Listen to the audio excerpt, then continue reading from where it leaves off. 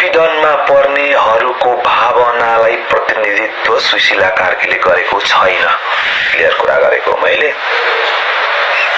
भाइहरू हैन ले चाहिँ त्यो क्या प्रधानमन्त्री हुनु कहिले चाहिँ अगाडि क्या भनेको याद आउँछ क्या, एकजना महिला प्रधानमन्त्री हुँदैछ भोलिहरू क्या। त्यस्तो तरिकाले षड्यन्त्रमूलक तरिकाले चाहिँ नै कसैले त्यो भनेर अनि उही प्रधानमन्त्री हुनुलाई आन्दोलनकारीहरूको भावना प्रतिनिधित्व गरेको प्रधानमन्त्रीहरू भन्न चाहिँ मिल्दैन, सकिँदैन। तर देश खाली थियो, नो प्रब्लम, कोही आयो है प्रधानमन्त्री भए अनि उनले एउटा समाधान, उनीहरू मिलेर एउटा समाधान, अब चुनाव गरौँ, चुनावले जे परिणाम दिन्छ जो आउँछन् उनीहरूले देश चलाउँ, ठिकै हो, यतिलाई ठिक मान्नु पर्यो। तर चाहिँ जो 2082 भदौ 23 र 24 गतेको जो राजनीतिक घटना भयो त्यसले चाहिँ परिवर्तन खोजेको कुरो अर्कै छ। आमूल परिवर्तनको खोजी हो त्यो, आमूल परिवर्तनको खोजी हो त्यो। खोज्दाखेरि घटेको चाहिँ नै घटना हो, दुर्घटना हो, त्यो आमूल परिवर्तन हुनुपर्छ। कहिले हुन्छ त्यसको लागि चाहिँ अभियान निरन्तर रूपमा चाहिँ नै अगाडि बढाइनेछ। त्यो मागेको क्या, त्यो जे कथाले मागेको छ नि त्यही नै चाहिँ तपाईको निष्कर्षमा आउनुपर्छ क्या, फिनिसिङ त्यसरी हुनुपर्छ क्या, फिनिसिङ हुँदैन यसले।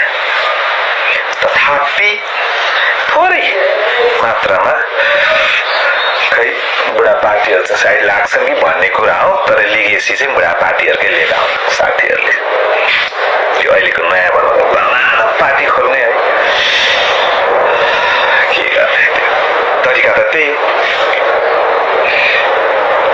तपाईँको ठुलो दल हुने हो, कोही कसैले बहुमत ल्याउने हुँदैन, मिलिजुली हो, कहिले सरकार ढल्छ कहिले बन्छ, वर्षमा कति त्यही हो, ऐजन है।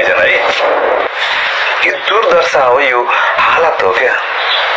बिचारा देश क्या कति दोहन गर्नु क्या देशलाई है।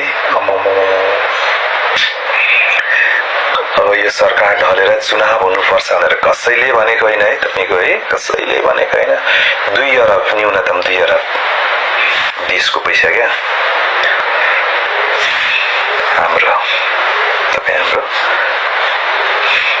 पैसा है सही गरेर चाहिँ खर्च गरिदिने क्या।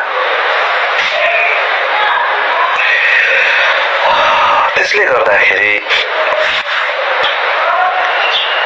विगत ठिक थिएन हैन, अझै पनि क्या त्यो 82 भदौ 23-24 अघिको शक्तिले नियुक्ति गरेका 80% प्लस चाहिँ नै जागिरीहरू हुनुहुन्छ।